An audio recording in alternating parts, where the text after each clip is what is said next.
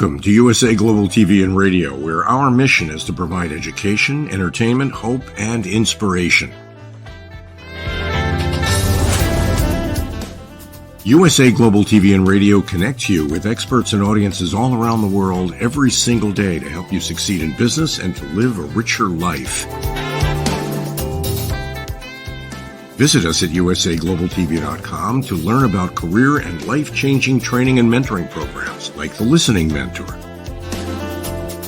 Subscribe to our newsletter to stay informed about our special programs and offers.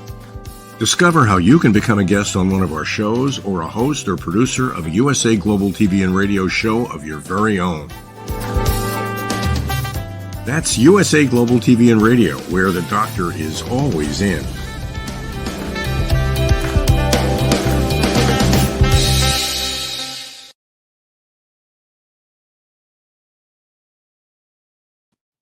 Good morning, good afternoon, good evening, and welcome back to USA Global TV and Radio. We're delighted to have you with us. And today's show is called Authentic Achievements. It's a show that I set up with the fabulous Dr. Jacqueline a number of years ago now, and it mirrors a platform of my own, also called Authentic Achievements.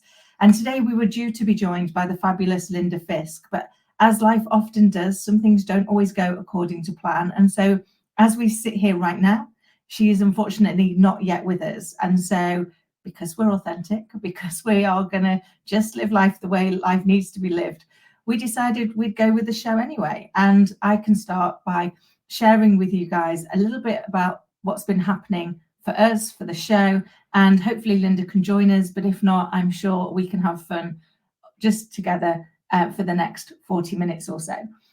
And that kind of brought me to what's been happening the last few weeks. And I've been interviewing some fascinating people and really hearing about their lived experience, hearing about some of the challenges that they've overcome and some of the amazing opportunities that they have received as a result of changing their mindset.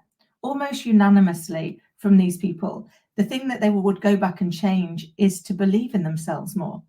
And so it got me thinking about why we get in our way so much. Why do we spend so much time thinking about what we don't want?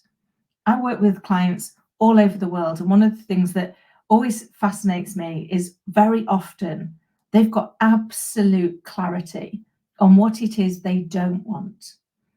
They don't want the business to fail. They don't want to have a lack of sales. They don't want it to be unscalable. They don't want to have problems with their team, with their people, with recruiting, even down to personal goals. They don't want to look old. They don't want to be overweight. They don't want to be unhealthy. They don't want to be unfit. But all of these goals are set in the negative. They're set in the thing that we don't want to have happen. And yet very often when you ask them what they really do want, there isn't the same level of clarity. And so I thought that might be something interesting for us to talk about today, which is how clear are we about what it is that we want to achieve? And when we look at our goals, really critically look at our goals, are they written about what we absolutely want, or are they written about what we don't want? Because it may seem like a really small thing, but as we've talked about over shows in the past, our subconscious brain is the happiest little helper that we'll ever have, but it comes with a really significant flaw. It doesn't understand the difference between help and harm. So if you're telling it something you don't want, it doesn't understand you don't want it. And therefore imagine your brain being like your car's sat-nav. Whatever you're telling it is where it's going to head. So if you're telling it something you don't want, you're going to see more and more of the things that you don't want coming in. And I see organizations do this on a global level. How many of you have heard of minimum standards?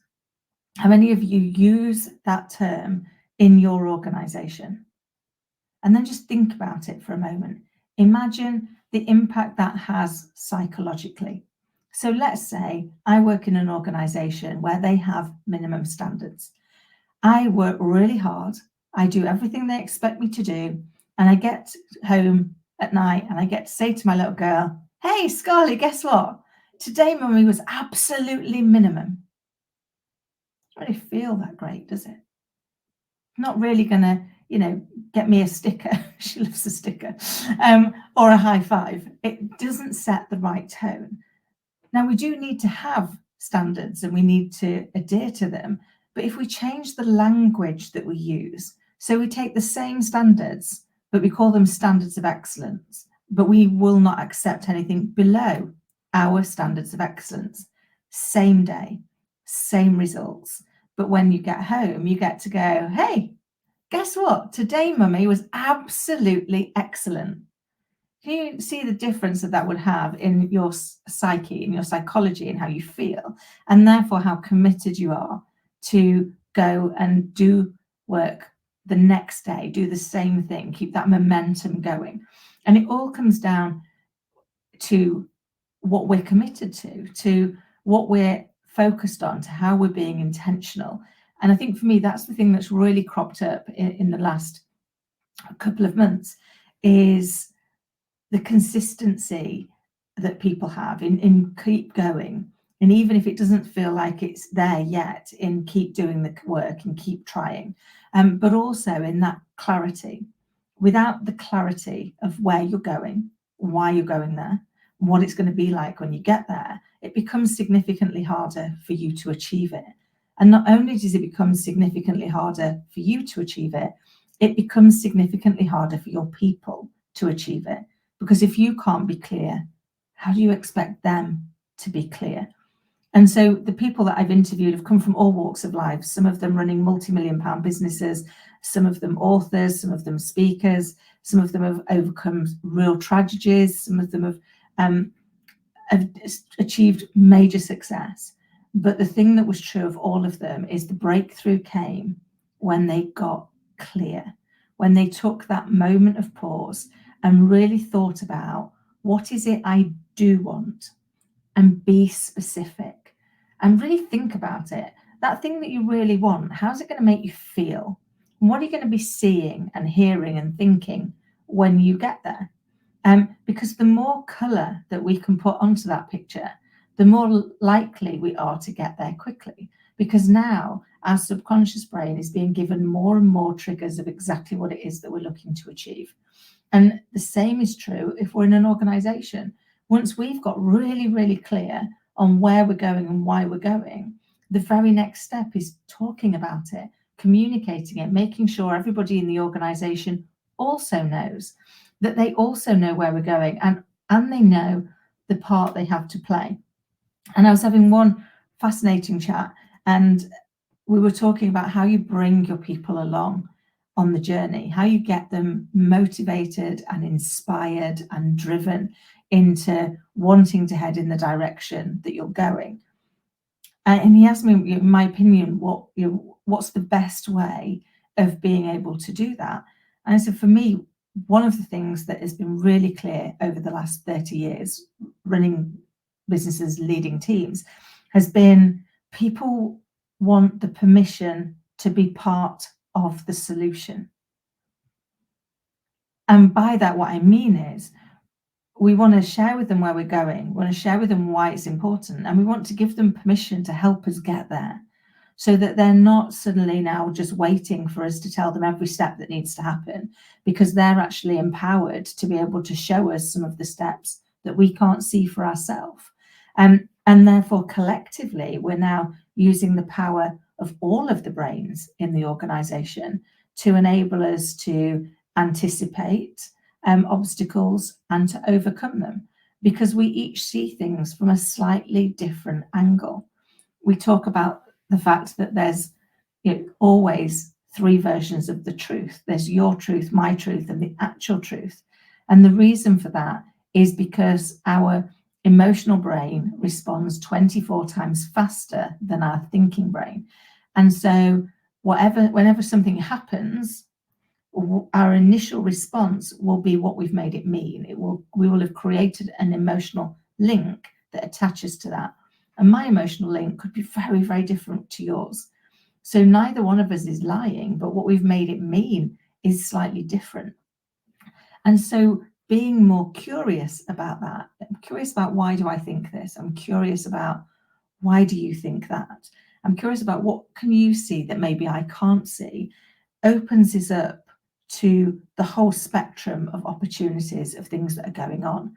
And when we are brave enough to do that with our teams and our people, it's amazing how quickly obstacles that have been blocking us, blocking our success, and making us unable to move forward at the pace we wanted to, suddenly disappear. And they disappear purely because you've got that clarity of where you're going, and you've got the power of all of your people behind you heading in that same direction.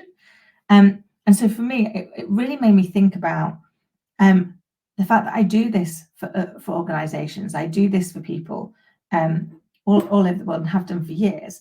But how often do I take my own medicine? I wonder if anybody listening or watching has ever heard themselves giving a piece of advice and going, good advice, that probably should take it. Well, I'm ashamed to say I found myself doing that quite a lot in the last couple of months, and having to then really sit down and take a moment of reflection to say, am I being clear with myself and with my team on what's really important? What are we really driving towards? How is it we want to best serve and add value to the people that we work with? And I realized that we hadn't been as clear as we needed to be, that we'd lost some of that clarity, that actually some of the goals that we'd set, we'd already achieved. But what we'd not done is celebrate that achievement, and we'd not set new goals in their place. So I suppose for me, when I think about September, it always, to me, feels a little bit like the start of a new year. And probably that's really honed in with the fact that I've got a little girl and it's the start of her new school year. But it feels like a really great moment to take a step back, to reflect, to have a look at how's the year gone so far? Are you where you expected to be? Whether that's in your business, whether that's in your leadership style, whether that's in your life. Are things going the way you expected? Has anything gone better than you expected? Has anything not gone to plan? And then use the time to do that reflection and then to refresh your focus to move forward. And so we have a show like this where we've had to think on our feet. You know, I could sit here and go, well, I can't really possibly do a show. I haven't got anything that we want to talk about. But it really made me think now would be a good time to take pause for anybody listening and watching to do the same as I'm doing, which is to take that time to reflect. Am I where I expected to be? If I am, great. Is where I'm going still where I want to go? And how am I going to feel when I get there? Is it really what I want? And sometimes we can convince ourselves that things are what we want them to do. But if I can indulge for a moment, I'll share one of my biggest ever career disasters. So I'd got a job I didn't enjoy, and I was really fed up of it. And I was looking for a new one. And I thought I knew what I wanted. And yet, and I don't know if this resonates with anybody, any job I looked at, I could convince myself was the one I really wanted. It was like, oh, that's me all over. This is right up my street. This is exactly what I want to do. And so in my typical go big or go home, I relocated 100 miles away from where I lived. I didn't know anybody. Bought a house. I mean, we've really go big or go home. So I bought a house, I up sticks, I moved in, and I was in that job for 3 months, 2 of which were my notice period. Because once I got there, I realized it just wasn't for me. It wasn't that it was a bad job. The people were lovely, but actually it didn't play to my strengths and it didn't bring me joy. And I really had to reflect on how had I made such a gigantic mistake. I now had a house in an area where I knew nobody. I needed to get a different job. I had such a short stint to put on my CV, which 20 odd years ago was a problem. People didn't like to see short stints in organizations. So I had really made a lot of mistakes in that one mistake that could have impacted me for a really long time. I ended up having got a job back with a previous company and spent the next 18 months commuting back the 100 miles to go to where I lived previously. And I found a way of making it work. But I also reflected on, why did I make such a big mistake? How did I get it so catastrophically wrong? And I realized that actually I hadn't been running towards my new job. I'd been running away from my previous job. And I guess that kind of links back to what we're talking about now, which is about having clarity of the goal. My goal had been to not have the job I was in, instead of to have my dream job. So I'd allowed a poor choice to now snowball into numerous choices that got added on to that, that then left me in a very, very different place. And I had to unpick all of those elements, eventually moving house and finding a job that did work for me, but really being conscious about, what is it I do want? Where is it that I do get joy? And one of the things that I learned back then, which if anyone's feeling that, they're a little bit stuck on how do you work out what brings you joy? How do you work out what your dream job is? Where do you even start?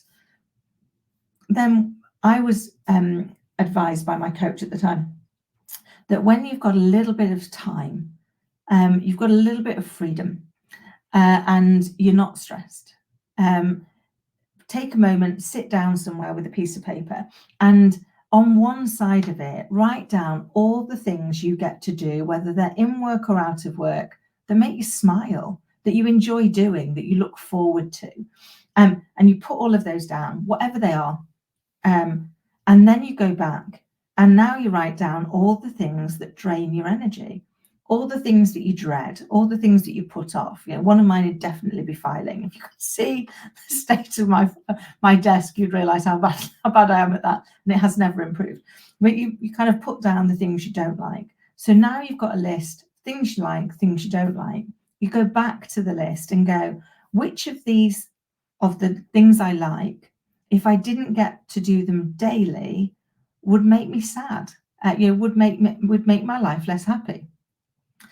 And then on the things you don't like, if these were part of my everyday life, which ones would make me really unhappy? Because we all have to do some things that we don't thoroughly enjoy, and we don't get to do absolutely everything we enjoy all of the time. But what it does is it helps us understand our outliers. So we know these things we absolutely need to have in our everyday. For me, one of them is people and talking to people, learning stories. If I don't get to do that every day, then it's not a good day for me. It's not a day that brings me joy. Whereas, as I've already shared, if filing had to be part of my everyday, it would not be a day of joy. It would not be a great life for me. So it helps us understand, and therefore we can start to reflect on the opportunities that might be available to us and make sure that they're now matching what we know on the inside is where we want, what brings us good energy and what doesn't take away our energy. So it helps us to start to filter through for ourselves the things that are important. But what the exercise also does is allows you to give real clarity to your subconscious brain on what you want more of. You can keep reminding it of all the great things on the things I love to-do list. This is what I want to do. I'd like to be able to do more of these. Where are there more opportunities for me to do this, for me to get involved in these kind of tasks or conversations, which helps you on that path to really working out where you want to end up, because it can be really hard. And one of the guests that I had this week was sharing that one of the things that stops us from getting started on where we want to go, and it broke down into three broad things. The first thing is the fear of the unknown. So if we don't know how to do a thing yet, then actually we can become very fearful of it. We can make the fear too great, and we don't know how to get started. So that becomes a reason to not start, to not even look at it. And the second thing was fear of failure. We fear that we're going to look a bit foolish, that we're going to say we're going to do something and then not be able to, or get it wrong, or fail. And so those two fears can hold us back from starting. And the third one was around wanting to stay where you are because you know what's there. It reminded me of one of those sayings that we grew up with, and I've shared before on shows. I think some of the sayings that were bandied around when I was growing up actually do you a lot of damage. And the one that sprung to mind when I was chatting to this lady was better the devil you know. I used to hear that all the time. It's better the devil you know, the grass isn't always greener. That almost driven to get you to stay where you are. So when we add that to the two fears, we can find ourselves in a place where you just can't move forward. And the lady I was talking to was the fabulous Cindy Corello, and she's written a book, and it's all about your next. And actually, when you realize all the decisions you make are just the next thing you're going to do, they're not necessarily going to be the last thing you ever do, unless you come up with something dreadful. But it's going to be one of the next. It's going to be the thing that allows you to progress and to see things differently. And because it's just a next, not a all-encompassing, overwhelming thing, it can help our brain actually overcome the fear and self-doubt that's holding us where we need to be, to make those changes. And I was really reflecting on it. It got me really thinking last night about how sometimes I almost catastrophize a decision. If I get this decision wrong, it's like the end of the world as we know it. And as one of my coaches said, it's like really is that moment where you've got to Velcro your hand to your head and woe is me, I'm such a victim. And I sometimes find myself doing that. I find myself in a place where I've made the decision that whatever I'm deciding on, whatever comes next, I've given it too much power. I've made it so big in my head that I then get myself stuck in analysis paralysis. I can't move forward because I'm too busy analyzing the hundreds and thousands of different scenarios my brain can come up with as to how it might not go the way I wanted it to.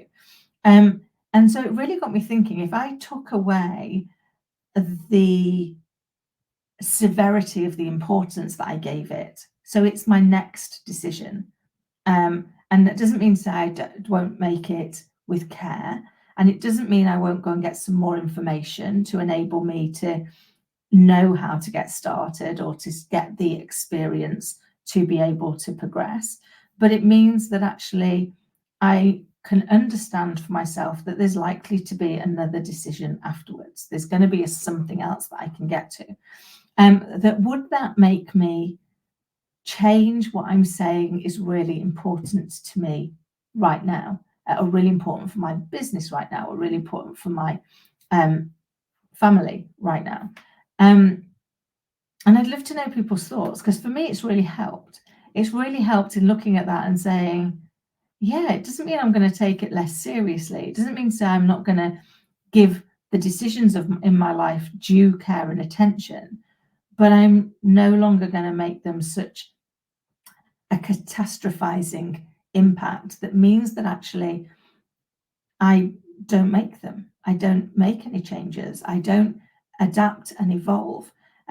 Because for me, I love to learn something new. I love to be able to keep developing, to understand new things, to learn different perspectives. It's one of the reasons that I love doing this show, both here on USA Global TV and Radio and also on my own platform, because I love hearing people's stories.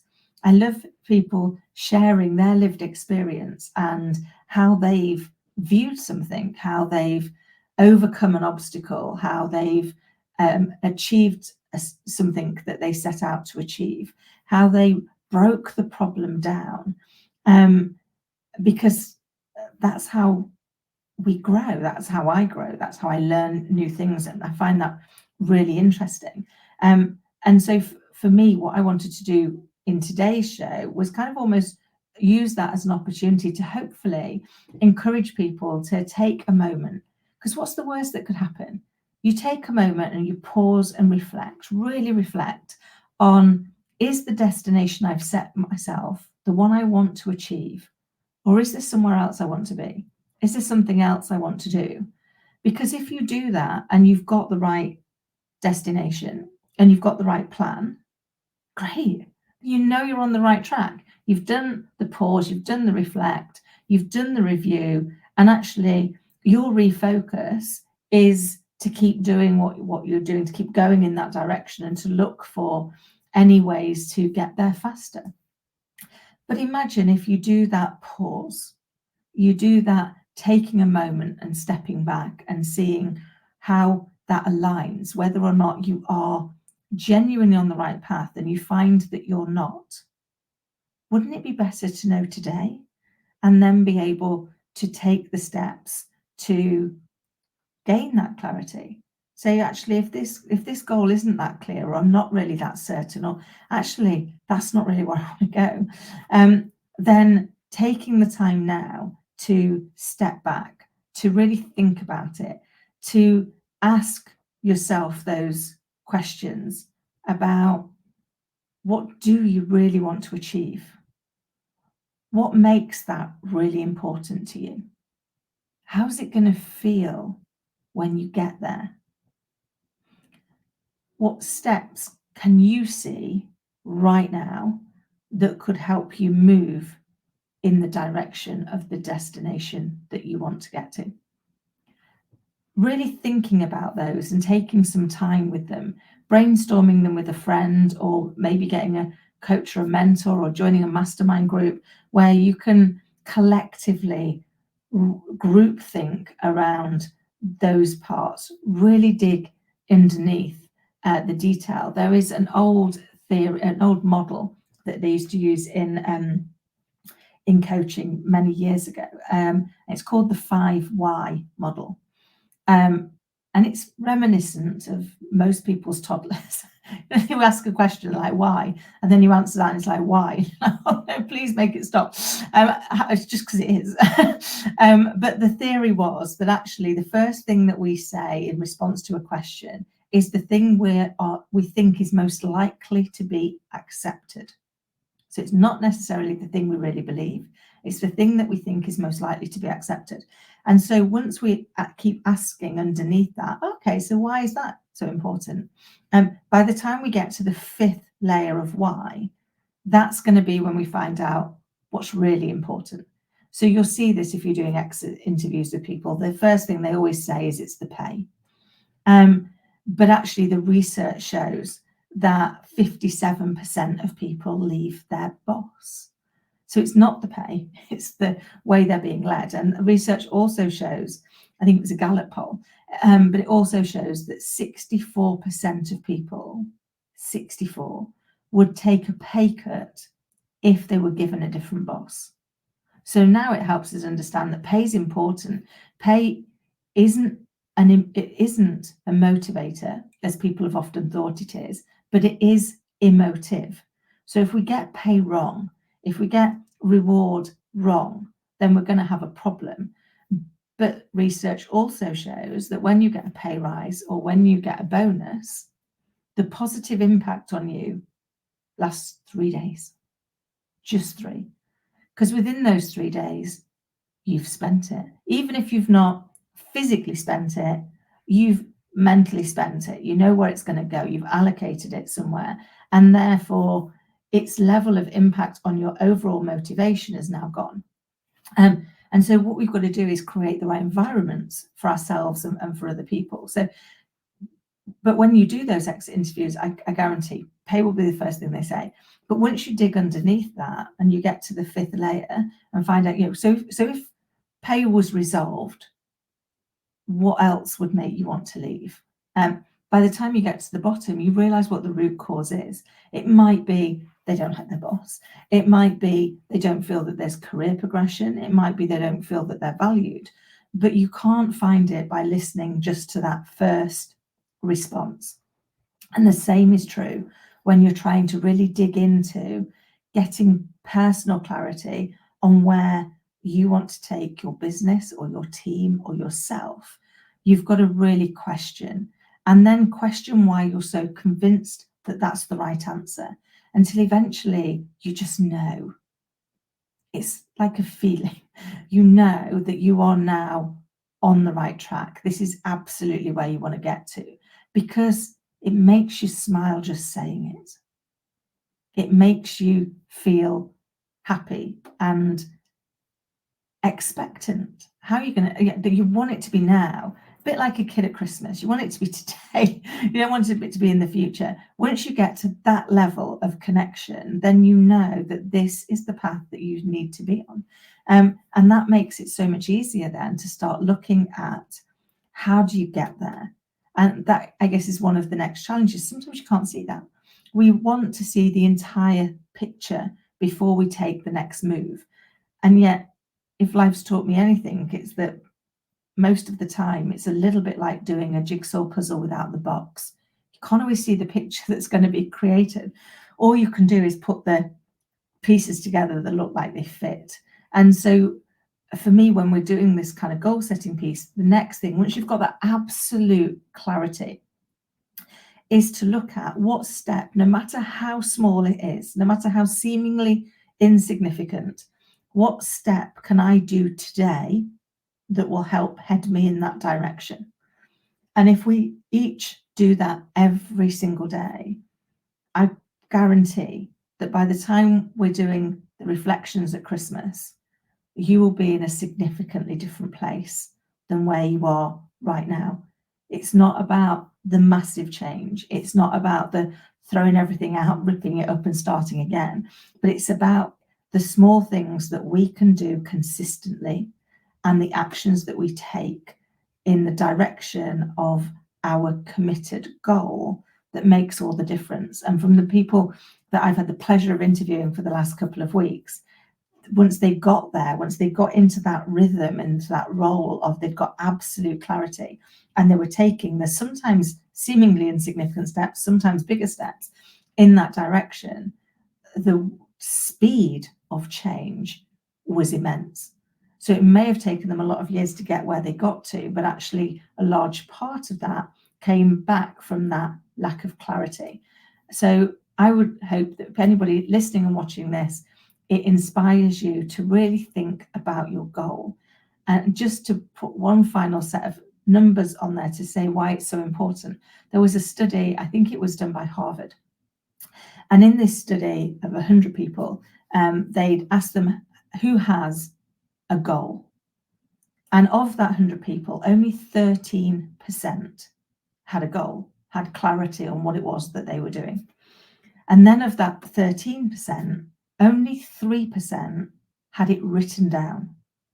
And a start of a plan, even if it was a terrible, terrible plan, they'd at least given some thought to what might be the actions that they either needed to evaluate, or the research that they needed to do, or the questions that they needed to ask, but they had a something. And when they came back a year later to look at the impact, the 3% outperformed the 13% tenfold. And that group outperformed the people without a goal a further tenfold, which just shows how important it is for us to really take time, take pause, and get real clarity on our goal. And so for me, I hope that this has been interesting.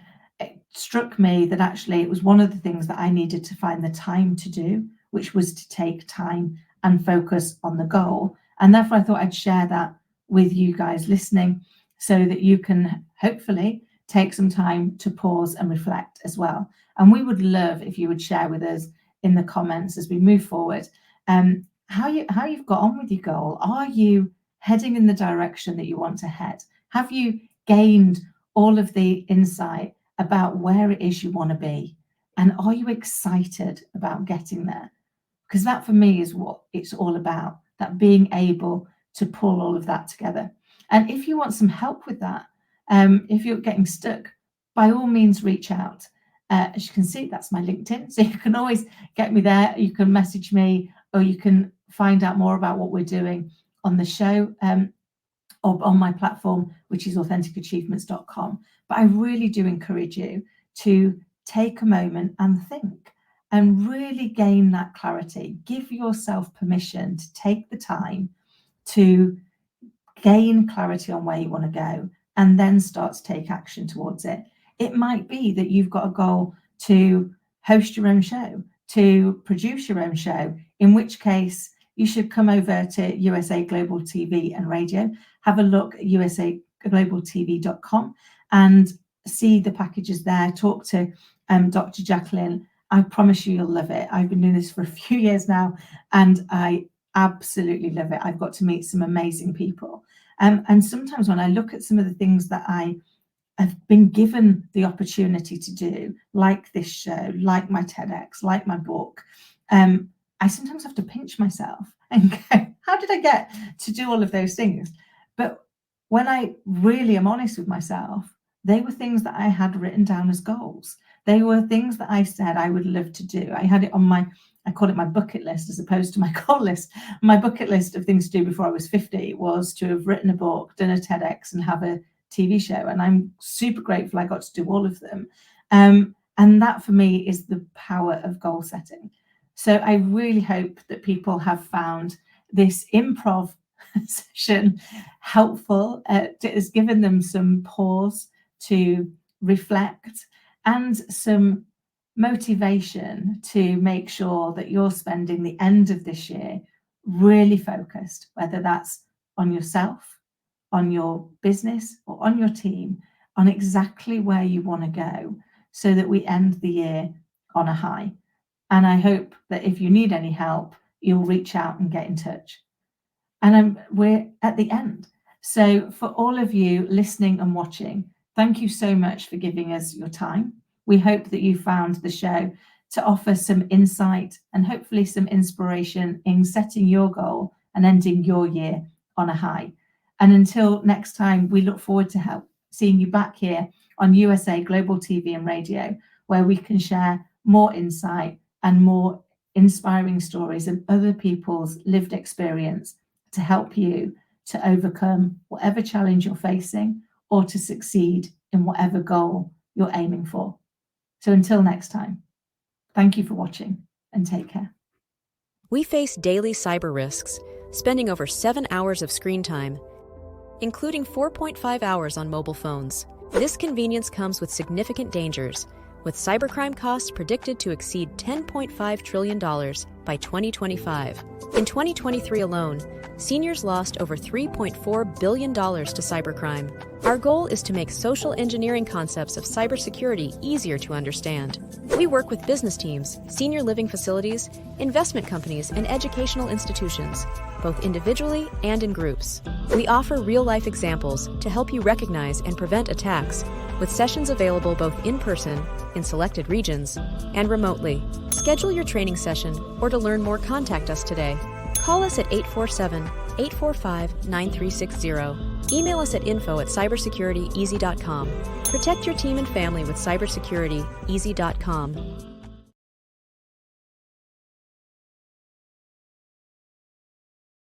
My name is Dr. Felix Kravitz, and I am the founder of cybersecurityeasy.com, LLC. We live in a world full of vulnerabilities and cyber risks. We spend almost 4.5 hours a day on our mobile phones. It's over 7 hours of screen time daily when including computer use. We often forget that this convenience comes with risks. Published data predicts that the cost of cybercrime will exceed $10.5 trillion in 2025. These numbers encompass not only businesses, but also each one of us, including our children and our parents. In 2023, the FBI reported over $3.4 billion lost by seniors aged 60 and older. Cybersecurityeasy.com LLC's initiative is to massively support the community by providing cyber safety coaching and improving social engineering awareness. Our goal is to make social engineering concepts of cybersecurity easier to understand. We work with business teams, seniors, and educational institutions both individually and in groups. We cover various topics from phone phishing attacks to AI-generated voice cloning, robocalls, password protection, and more using life examples. Talk to us today. Call us at 847-845-9360 or email us at info@cybersecurity-easy.com.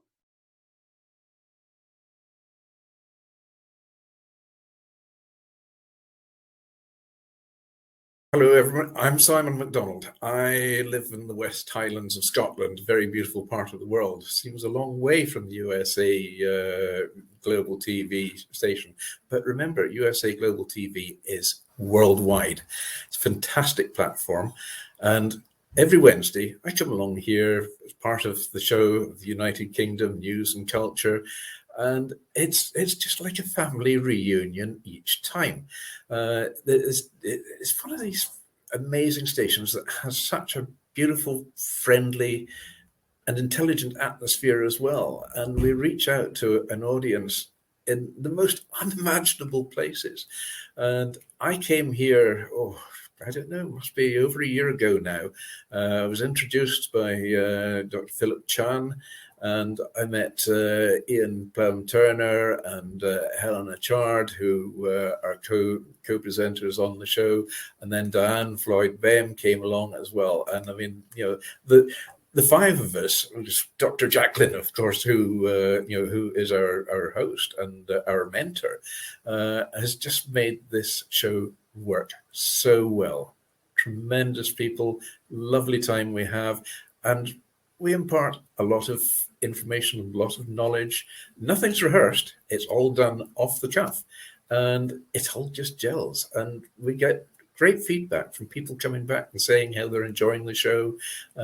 It's lovely to hear. And it's lovely to get that interaction from outside as well. And we're all listeners, and some of us are elevated listeners as well. So we enjoy every second of it, and we hope you do too.